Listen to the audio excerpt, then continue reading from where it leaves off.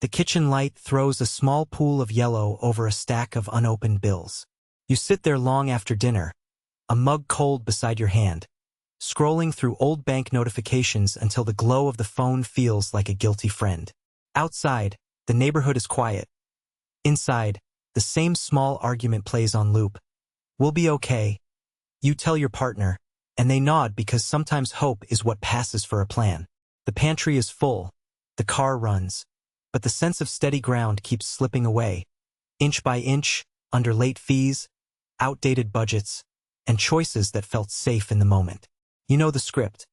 A surprise expense, a credit card swiped to smooth anxiety, a promise to cut back next month that never sticks. Somewhere between paychecks and dreams, opportunities pass. An investment you delayed, a course you couldn't justify, a retirement number that keeps drifting further from comfort. It's not dramatic, not a single catastrophe. It's 1,000 small, perfectly rational decisions that add up to frustration, shame, and that quiet ache of what might have been. Imagine a voice beside you, calm and unhurried, not telling you what you've done wrong, but showing you why it felt like the only choice. "Fear speaks loudly," it says, "and habits hide in the creases of daily life." That voice is the one I've carried through rooms like yours for decades. A mentor who has seen the same patterns in families, in neighbors, in clients who look and sound remarkably like you. I don't come with judgment. I come with a map, practical shifts, simple experiments, and a language to name the hidden beliefs that keep you small. Money is dangerous, comfort is temporary. I don't deserve more. You might be thinking this won't be for you, that this time is different, or that change feels late. But late is a relative term. What matters is the first choice to look honestly at the small things that have big consequences. So tell me, what's the one money decision that wakes you up at night? If you're ready to follow this path, stay with me. In the next step, we'll meet the wake-up moment that pulls our protagonist out of the ordinary world and onto the road toward real, lasting prosperity. The house is quiet at dawn. A single cup of coffee cooling on the kitchen counter. A stack of envelopes fanned like a small, patient storm. He flips one open with the same careful motion he uses to check the weather. Habit without curiosity. The light catches a past due notice. His shoulders tighten, not from surprise but from a long practiced resignation. She sits across from him, a tablet glowing with a card of things bought to feel better on lonely evenings. They exchange a look that says more than words. We're doing our best, and yet the same small leaks keep draining us. You can almost hear the old stories in this room, the whisper that wealth belongs to other people, the quiet rule that safe means avoiding risk even when the cost is stagnation. "We've always been like this," he says, voice thin. "We don't take chances." She answers with a half-laugh that's really a shield. "At least we're responsible." Both statements trace the same invisible pattern. It looks like prudence, but it's actually protection. From the fear of failure, from the shame of past mistakes, from the vulnerable idea that money could change who they are. I watch them because their story is my language. The sabotage is seldom dramatic. It's the habit of paying the minimum each month, convincing yourself that tomorrow's raise will fix it. It's the ritual of opening credit card apps after a hard day and buying a small lift that doesn't last. It's the belief that having a little cash on hand trumps the steadily compounding power of investing. These choices aren't dumb. They are emotional strategies wearing the clothes of logic. He remembers his father hiding savings in shoeboxes. She remembers being told not to talk about money. Those memories are anchors. They shape decisions. Play it safe, hold back, avoid the hard conversation. But the consequence is a life built around repairs instead of plans. I lean in, not with judgment but with steadiness, and name what's happening. Fear masquerading as caution, identity wrapped in scarcity, comfort disguised as compromise. Can you hear the patterns in your own life? If this strikes a chord, stay with me and subscribe quietly. There's a clear, practical path ahead to break these cycles. Next, we'll confront the specific habits that keep you stuck and begin the small, strategic shifts that start real change. The kitchen light was low, the clock almost mute. You sat with a stack of envelopes that felt heavier than they should. A mortgage notice, a medical bill, a credit card summary with numbers rounding into anxiety. Outside, the street was quiet, The city's hum softened, and inside your chest a familiar tightness. The same one that shows up before decisions you hope will go away. That's when the guide enters, not as a stranger but as a steady presence across the table. Tell me where it hurts. They say, not harsh, only precise. You try to explain. I save sometimes, I splurge sometimes. I plan, but things always pull me back. And the words come out like fragments of a map you can't read. They lean forward, palms open, and begin to name what you have been living inside. Patterns disguised as choices. There's the safety loop, keeping cash in a drawer because it feels secure, yet watching inflation quietly erode it. The good enough trap, paying minimums because the immediate relief looks like victory, while long-term costs pile up. There's fear of judgment, the quiet voice that says, I blew it before. Why try again? And the deep, old belief money is scarce, or I am not someone who deserves to be wealthy, that tethers ambition to a guilt that looks like prudence. They don't lecture. Instead they sketch small scenes. A man who paid off debt and then kept reborrowing to soothe stress. A woman who avoided investing because risk felt like a personal failure. A couple who argued over bills but never talked about values. Each story lands like a mirror. You notice your shoulders drop, some shame loosening into something else. Curiosity. What if these weren't flaws but habits learned to survive? The guide asks. What if we could experiment instead of apologizing? You try a tiny test right there, moving 3 days' worth of discretionary money into a different jar, sending one automatic transfer to a savings account labeled possibilities. The anxiety shows up as a tremor, then relief, faint but real. Small disobediences to old habits. The guide smiles. They teach your nervous system that change is possible. Does any of this sound like your evening? If it does, tap like. Let me know you're here. Stay with me. Next, we will confront the first hidden belief that keeps your prosperity out of reach and map one practical drill to begin dismantling it. The morning light finds him at the kitchen table, a half-drunk coffee cooling beside a stack of bills and an open laptop. He rubs his temples, not from lack of math but from the heavy familiarity of it all. The quiet loop that starts with just this once, then becomes again, until months disappear and the emergency fund is thinner than it should be. Across from him, the mentor leans back in a chair, voice calm and steady like someone who's mapped this terrain 100 times. Tell me the story of the last time you avoided a tough financial choice, she says. He starts haltingly, then faster. The deferred phone call to the advisor, the credit card he used to cover an unexpected expense, the lingering shame that turned decisions into delay. The scene widens. We see flashbacks stitched to the present. A younger version of him shuddering a promotion because it meant moving, a restless night where fear inflated the cost of risk, a conversation with a parent that whispered, money is trouble. These moments, small and ordinary, create a pattern. The mentor names it plainly, not failure but a protective logic that once kept him safe and now keeps him small. You learned to avoid discomfort, she says. Avoidance kept you afloat in stormy seas. But today the sea is different, and the same lifeboat leaks. There's no reproach in her voice, only clarity. She points to the statements and explains how fear-based choices have tangible signatures. Recurring late fees, opportunities bypassed, savings that never grow. She draws him into a simple experiment. Track one repeating decision this week and label the emotion that led to it. He balks, then nods, relief and curiosity mingling on his face. The admission of small missteps becomes the doorway to agency. He realizes that what felt like personal defect is actually an inherited habit, reinforced by secrecy and silence. They stand and walk toward the window where the city moves on. Neighbors buying groceries, buses sliding by, ordinary lives making steady trade-offs. The mentor asks softly, which habit will you examine first? It's a small, weighty question that lands like a bell. If this resonates, take a moment to notice one choice you repeat. Stay with me, the next step will turn that awareness into a practical roadmap and the first tool toward true, lasting prosperity. The kitchen light hummed above a stack of unopened envelopes, a coffee gone cold beside them. He ran his thumb along the edge of the latest statement as if he could smooth the numbers into something less sharp. She, his guide, sat across, calm, with a small leather notebook and a voice that had the patience of someone who'd watched dozens of people move from fear to clarity. "Tell me what you do when you feel anxious about money," she asked.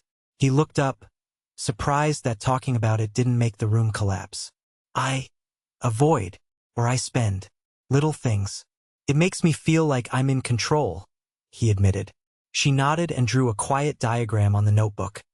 Fear at the top, choices branching into avoidance, quick fixes, and blame. "Those branches look safe," she said, "because they protect you from the real pain, facing the gap between now and what you want. But every safe choice pulls you further from your future self." She named the patterns out loud, the scarcity story that says there's never enough, the identity story that says, "I'm not a saver," the habit of doom-scrolling bills instead of planning, and gave each a small, ordinary example. The impulse buy after a hard day, the emergency fund rated for a vacation, the investments sold at the first dip. They tried a small experiment. When the urge to spend came, he practiced the pause she taught him. Breathe, name the emotion, set a 24-hour rule. The next day he returned a jacket he'd almost bought and felt oddly proud. But the test wasn't linear. Later that week, a surprise repair wiped part of his buffer and he fell back into old patterns, muttering the same excuses. She didn't chastise him. "This is the journey," she said. "You'll meet old habits like old friends, seductive, familiar, and dangerous. The work is learning to answer them differently." Outside, rain softened the streetlights. He felt something shift. Not a polish of perfection, but a steadier ground beneath his feet. "What's your biggest pain when money gets messy?" she asked him, and then looked toward the camera as if inviting you in. If this resonates, give it a moment, like stay connected and come back, because next we'll build the simple first plan that stops panic from ruling your choices. The living room is quiet except for the soft tick of a clock and the glow of a laptop screen. He sits hunched over a scatter of receipts, a coffee gone cold. "I swear I try to be careful," he admits, voice small. "But every month something slips through." The mentor leans forward, not with judgment but with steady curiosity. "Show me the pattern," she says. Together they begin to reconstruct a single month. A dinner that became a habit, a subscription that multiplied, the just once purchase that turned into a ritual of reward. As they trace the trail, the camera lingers on tiny details. The thumb scrolling late at night, the impulse bought on a tired commute, the same excuse repeated like a worn record. Each small choice, harmless alone, has been quietly shaping a future he doesn't recognize.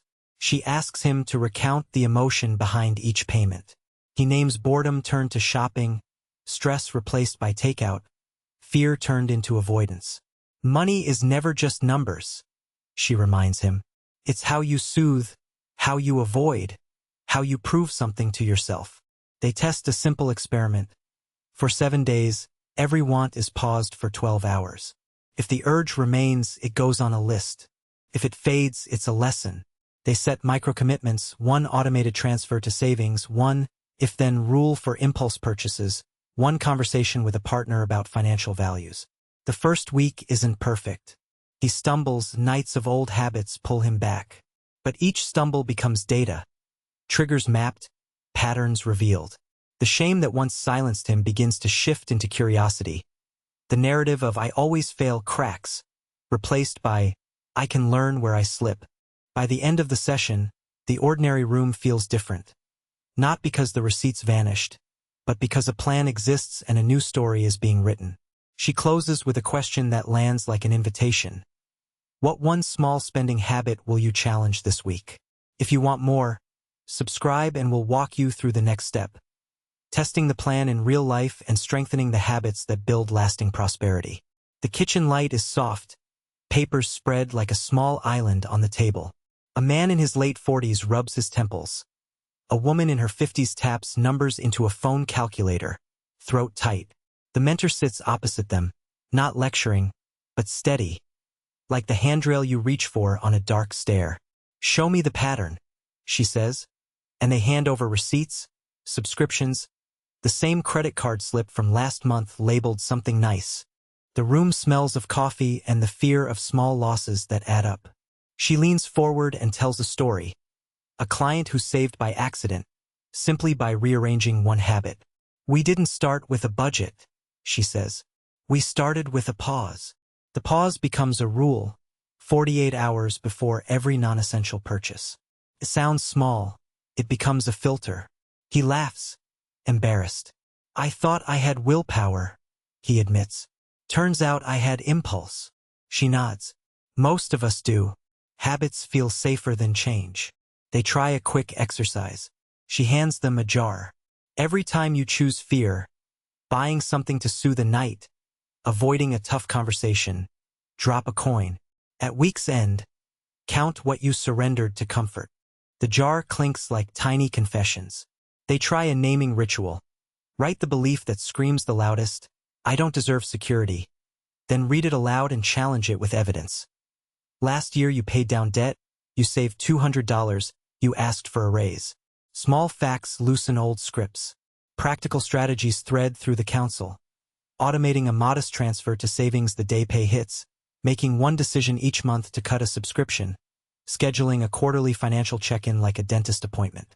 Each step is framed not as deprivation but as building muscle for choice. "You are training trust," she says.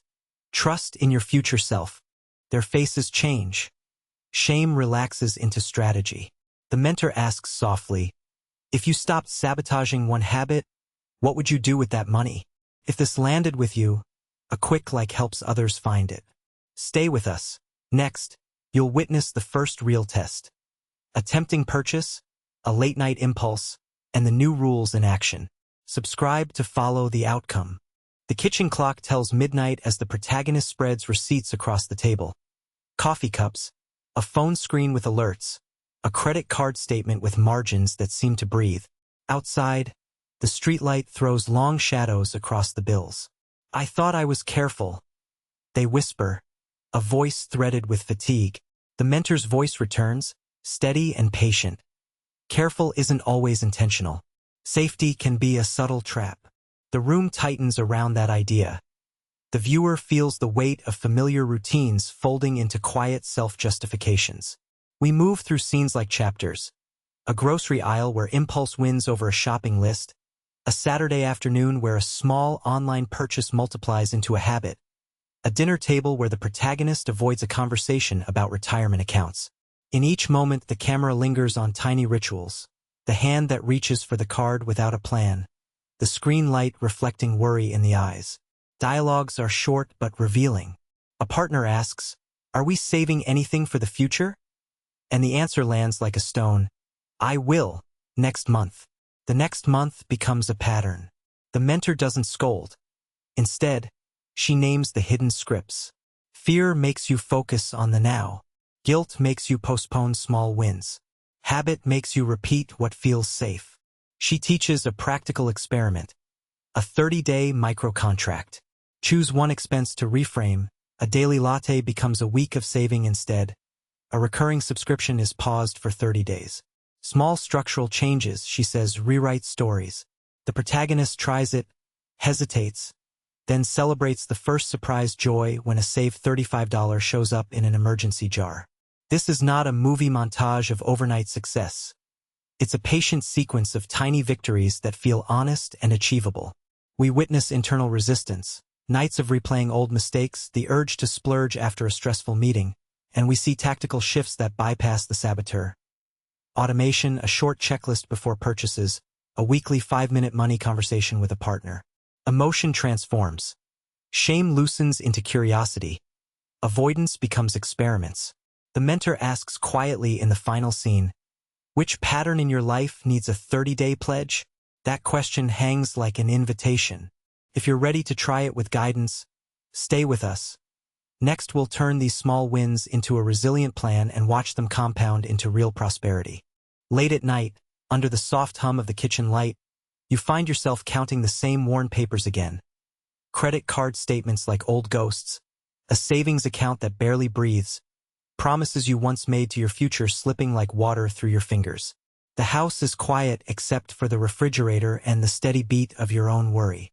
You imagine the life you want, Mornings without panic, small joys that don't require justification, a retirement where you can finally say yes without guilt. For a moment the old voice rises. Better safe to keep spending, better to avoid the shame of facing numbers. But then the mentor's voice, steady and kind, cuts through. Pause. Name the fear. Give your future self priority. You try the exercises you learned. You stop, breathe, and give each impulse a sentence. I want this because You write down the true cost, not in dollars alone but in hours with family, in missed calm, in delayed dreams.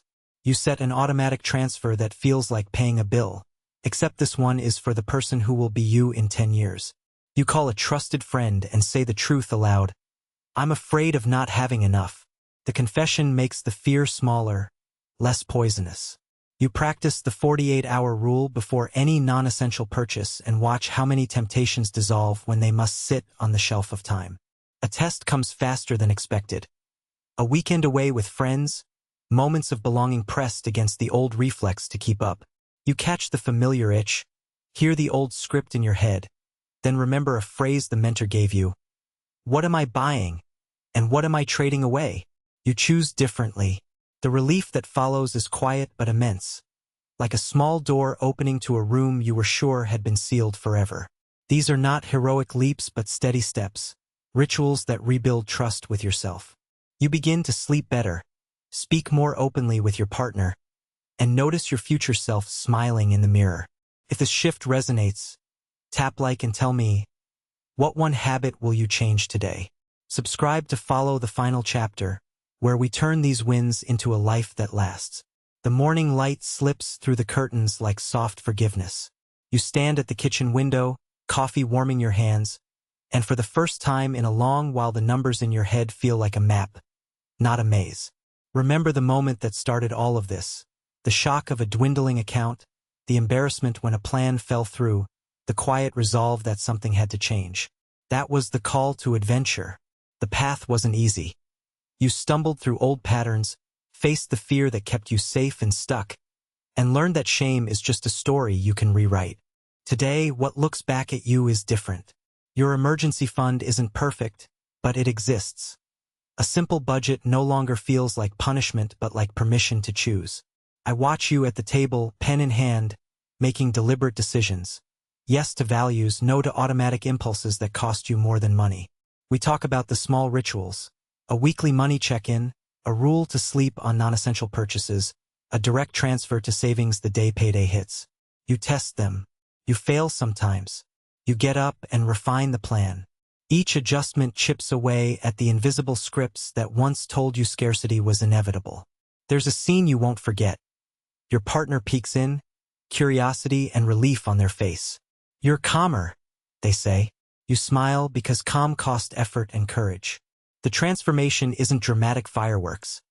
It's steadier, a quiet reclaiming of time, choice, and dignity. You remember the mentor's last words. Prosperity is practice, not magic. They echo now as you close the ledger and look toward a future that feels possible. Before you go, a gentle ask. If this journey resonated, tap like so others who feel trapped can find it.